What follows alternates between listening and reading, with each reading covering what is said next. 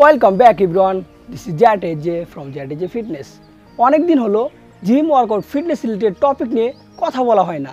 আজকের ভিডিওতে gym workout fitness related topic নিয়ে কথা বলবো। আর এই টপিকটি খুবই ইম্পর্টেন্ট। আমরা অনেকে হয়তো এই টপিকের বিষয়গুলো ফলো করি, আবার অনেকে হয়তো এই টপিকের বিষয়গুলো ফলো করি না, বাট এই টপিকটি খুবই ইম্পর্টেন্ট। আজকের ভিডিওর টপিক হচ্ছে জিম ওয়ার্কআউট করলে কিছু করণীয় নিয়ে, যার ফলে আপনি বেটার হেলদি লাইফ পাবেন এবং বেটার বডি পাবেন। ভিডিওটি অনেক ইনফরমেটিভ হবে, so without wasting time let's start the video.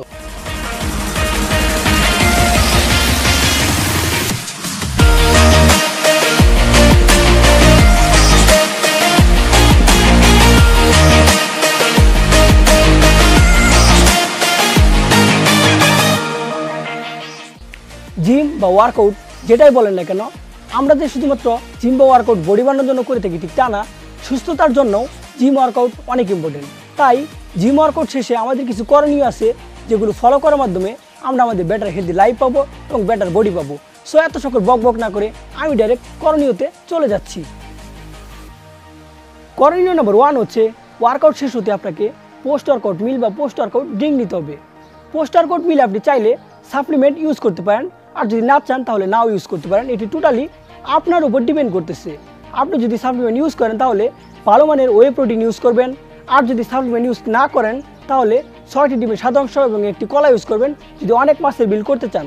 আর যদি শুধুমাত্র ফিট থাকতে চান তাহলে 2 থেকে 3টি ডিমের সাদা অংশ এবং একটি কলা ইউজ করলেই হয়ে যাবে। আর এই পোস্ট ওয়ার্কআউট মিল নিয়ে 2টি প্রপার ভিডিও বানানো হয়েছে, যার লিঙ্ক ডিসক্রিপশনে দেওয়া আছে, আপনি চাইলে দেখতে পারেন। করণীয় নাম্বার 2 হচ্ছে, ওয়ার্কআউট শেষে যত তাড়াতাড়ি সম্ভব শাওয়ার নেওয়ার ট্রাই করবেন।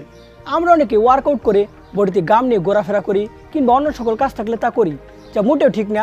যার ফলে আমাদের বডিতে নানান ধরনের স্কিন প্রবলেম যেমন একনি, পিম্পল হয়ে থাকে এবং ড্যান্ড্রাফের মতো প্রবলেমও হয়ে থাকে এর ফলে। সো অবশ্যই যতটা পারেন ততটা তাড়াতাড়ি শাওয়ার নেওয়ার ট্রাই করবেন।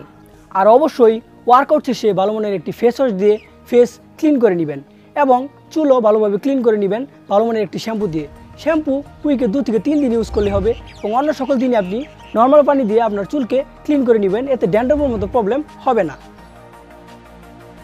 করণীয় নম্বর 3 হচ্ছে, বডি বানানোর চক্করে কখনো স্টেরয়েড বা ড্রাগস ইউজ করবেন না। আমরা কি মনে করি, এই ভাইয়ের ভালো বডি বা সেই ভাইয়ের ভালো বডি, তাদের রিকমেন্ডে স্টেরয়েড বা ড্রাগস নিয়ে থাকি, যা মোটেও ঠিক না। মনে রাখবেন, যে আপনাকে স্টেরয়েড বা ড্রাগস রিকমেন্ড করছে সে কখনো আপনার বন্ধু হতে পারে না, সে আপনার চরম পর্যায়ে শত্রু। সো অলওয়েজ তাদের কাছ থেকে দূরে থাকবেন। আর স্টেরয়েড অ্যান্ড ড্রাগসের অনেক সাইড এফেক্ট রয়েছে, ইনশাল্লাহ এটি নিয়ে একটি প্রপার ভিডিও মেক করা হবে। করণীয় নাম্বার 4 হচ্ছে, অলওয়েজ ফেক সাপ্লিমেন্টের কাছ থেকে দূরে থাকতে হবে। আমাদের বাংলাদেশে আজকাল সাপ্লিমেন্টের ব্যবহার বেড়েই চলেছে। এর ফলে কিছু অসাধু চক্র রয়েছে যারা সাপ্লিমেন্টে ভেজাল মেশাচ্ছে বা ফেক সাপ্লিমেন্ট তৈরি করছে। মনে রাখবেন, বাংলাদেশের 80% সাপ্লিমেন্টই ফেক। সো অবশ্যই সাপ্লিমেন্ট ইউজ করলে দেখে শুনে জেনে তারপর সাপ্লিমেন্ট ইউজ করবেন। অলরাইট, এই ছিল কিছু করণীয় যা জিম বা ওয়ার্কআউট করলে আপনাদের খেয়াল রাখা খুবই গুরুত্বপূর্ণ।